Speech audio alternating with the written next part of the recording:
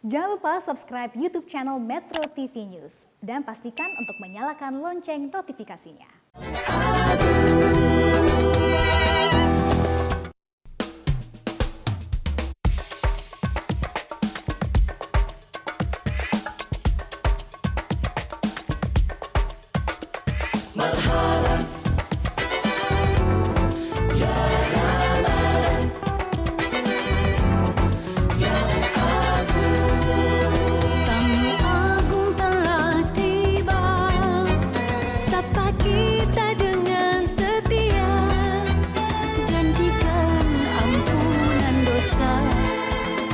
Bukakan pintu surga, Ramadan ya Ramadan, bulanan penuh berkah, rindu kami tak tertahankan, beribadah penuh gairah.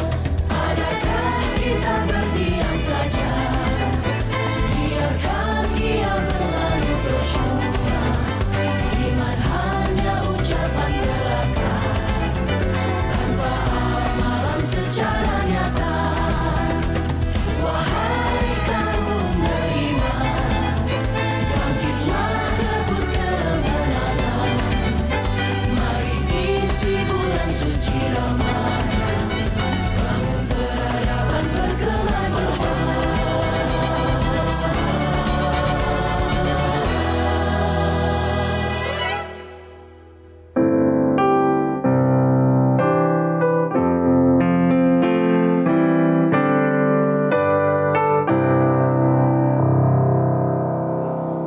Assalamualaikum warahmatullahi wabarakatuh.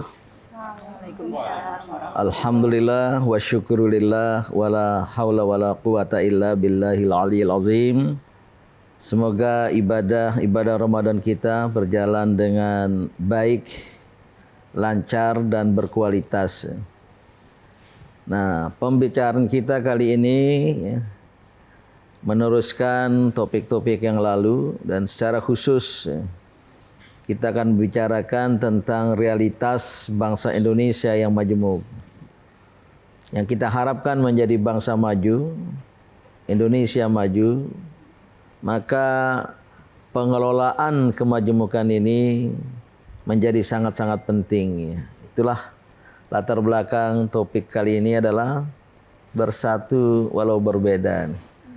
Nah, Bede ini kan Indonesia ini kan masyarakatnya majemuk ya Bede ya, dan berkelompok komunal gitu. Apakah menurut Bede saat ini Indonesia sudah mencapai persatuan yang ideal gitu? Kalau kita mengamati realitas kenyataan dalam kehidupan berbangsa, bernegara ya, harus kita akui dengan penuh rasa syukur ya, persatuan itu relatif terwujud.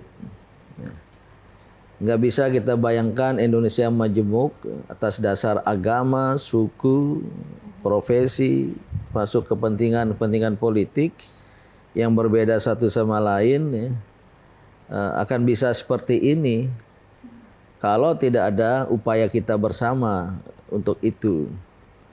Ya, bahwa masih ada ya sesuatu yang tidak ideal ya, saya tidak ingin mengatakan itu wajar ya. Tapi ya harus kita akui itu juga terjadi. Ada orientasi yang bersifat sektarianistik ya.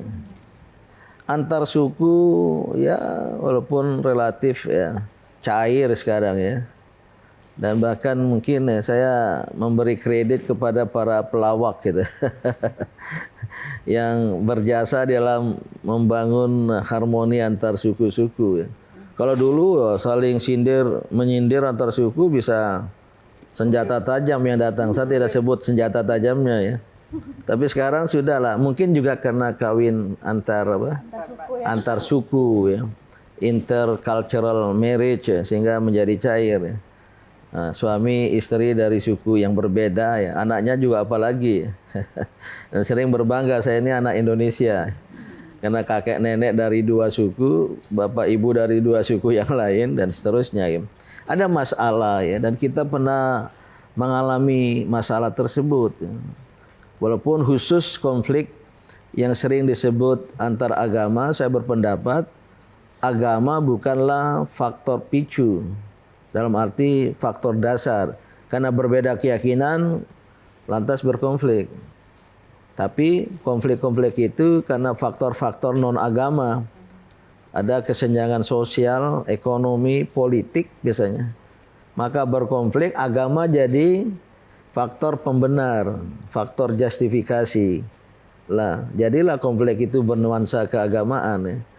Sekarang ya saya kira juga tidak boleh kita tutup-tutup mata, ada gejala ya. Namun lingkaran besar dari bangsa ini, termasuk dari umat Islam, itu menunjukkan toleransi. Saya tidak sepakat kalau ada tuduhan intoleran. Saya katakan tidak mungkin ada stabilitas Indonesia seperti sekarang. Tingkat ya, stabilitas, tingkat harmoni yang relatif tersedia kalau kelompok terbesar yaitu umat Islam tidak toleran. Bahwa ada yang tidak toleran iya, tapi jangan digeneralisasi. Dan ketika dituduh intoleran, yang toleran ini tersinggung. Kemudian menjadi tidak toleran. Nah, hal-hal seperti itu tidak perlu ada dalam kehidupan bersama. Jadi kita syukuri, kita rayakan kebersamaan, namun kita tidak menutup mata ada gejala-gejala ya, egoisme kelompok, egosentrisme, fanatisme, sektarianisme. Inilah tantangan kita bersama ya untuk kita atasi. Maka lewat acara-acara seperti ini ya kita tetap bersatu walaupun berbeda-beda ya. Ini yang coba kita lihat nanti dari sudut agama Islam.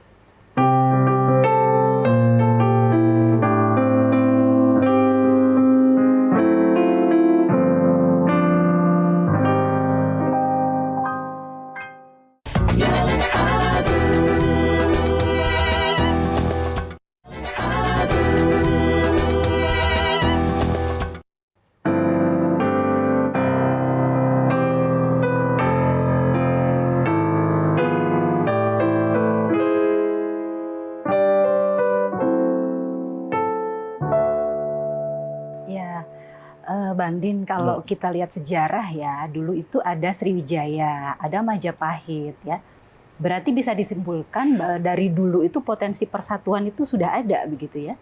Ya, saya kira sejarah masa lampau dengan adanya kerajaan-kerajaan besar ya, bahkan wilayah kekuasaannya itu melewati ya yang disebut Indonesia sekarang ya, sampai yang mungkin Asia Tenggara ya. Baik Majapahit, Sriwijaya, Majapahit dan lain-lain ya. Termasuk juga kesultanan Islam, ya, Mataram. Itu adalah fakta sejarah bahwa kita bisa bersatu ya. Bahwa seluruh ya elemen bangsa Indonesia khususnya suku-suku yang berbeda ya, ratusan suku ya, bisa bersatu. Di banyak negara lain sekarang etnisitas itu jadi faktor yang memecah belah ya. Ya kinship, clanship yang ada di negara-negara tertentu ya. Itu menjadi lingkaran-lingkaran primordial yang kemudian berhadapan satu sama lain. Alhamdulillah di Indonesia kita ini ya bisa dikatakan Islam itu telah berfungsi sebagai pemersatu, sebagai unifying factor. Faktor pemersatu sehingga suku-suku yang berbeda tidak saling berhadapan karena perbedaan suku, karena mereka memeluk agama yang sama. Ya, agama-agama lain juga berfungsi demikian ya. Jadi antara orang Sunda, orang Jawa, orang Minang, orang Aceh ya walaupun berbeda suku bersama dan terutama karena ada pengaruh agama ya. Nah, inilah modal sosial, modal sejarah yang telah kita miliki ya dari masa lampau, maka ini yang harus dikembangkan ke depan ya. Karena sekarang ya, pada era modern sekarang ini ada ancaman ya, pemajumukan, pluralisasi. Karena ya globalisasi, negara tanpa tampal batas, kemudian ada ya kepentingan luar, boleh jadi ya, datang mengadu domba kita. Sangat terasa ya. termasuk di kalangan umat Islam ada divide et impera. Ada upaya untuk mengadu domba ya. Padahal dombanya nggak ada ya. Dan sering ada kambing hitam. Nggak ada ya. Tapi upaya mengadu domba sesama umat itu pernah terjadi dulu. Saya waktu kecil ya tahun 60-an di kampung itu luar biasa itu pertentangan. Pas sholat taraweh di masjid tahu-tahu ada batu turun di genteng masjid itu. Kita keluar nggak ditemukan orangnya. Kemudian terjadi ya saling tuduh menuduh. Sekarang ada gejala semacam itu pula ya yang harus kita waspadai. Maka ya tema topik bersatu walau berbeda ini tetap menjadi penting ya. Ada pertanyaan lain? Apa saja sih faktor-faktor yang mempengaruhi toleransi dalam Indonesia ini yang memperkembangkan dan sebaliknya juga mungkin gagal gitu? Ya, sudah pernah kita bahas secara khusus tentang toleransi di ruangan ini ya. Kalau dari sudut Islam itu sangat jelas dan tegas ya. Terhadap sesama anggota bangsa Indonesia, keluarga besar Indonesia yang berbeda agama, Islam datang lakum dinukum waliyadin, bagimu agamamu, bagiku agamaku. Gak usah kita campur adukan agama, apalagi yang bersifat keyakinan ya. Jadi nggak usahlah orang-orang Islam demi toleransi mengajak pemeluk agama lain untuk ikut sholat Jumat, itu ikut sholat taraweh ya, untuk ikut sholat Idul Fitri, karena itu ibadat. Seperti halnya juga orang-orang Islam nggak usah ikut atau jangan diajak atau apa dalam agama-agama lain yang berdimensi ibadat gitu ya. Tapi kalau mengundang ya untuk berbuka puasa makannya boleh tuh. Makannya, tapi ibadahnya ya. Walaupun ada yang berpendapat buka puasa itu ibadah katanya. Ini jelas batasnya, bukan di wilayah itu ya toleransi itu. Jadi lakum dinukum waliyadin, bagimu agamamu, bagiku agamaku, bal nahnu ikhwan, tapi kita bersaudara. Oke. Kemudian yang kedua, sesama muslim, wah ini banyak perbedaan pendapat ya antara kelompok ini, kelompok itu ya. Maka kita berdialog. Kalau tidak tercapai kesepakatan karena berbeda dalil dari Al-Quran Al-Hadis, lakum ro'yukum wali ro'yi, ini bukan Al-Quran, bukan hadis. Bagimu pendapatmu, bagiku pendapatku, bal nahnu ikhwan, kita bersaudara gitu. Nah prinsip yang hal sama yang kita terapkan dalam kehidupan kebangsaan gitu ya, antara khususnya mungkin agama dan suku. Ini harus kita akui ada masih tersisa masalah antar umat beragama, mungkin juga antar suku-suku tertentu. Nah ini menjadi agenda kita ke depan, bagaimana merajut kebersamaan sehingga kita bersatu walau berbeda.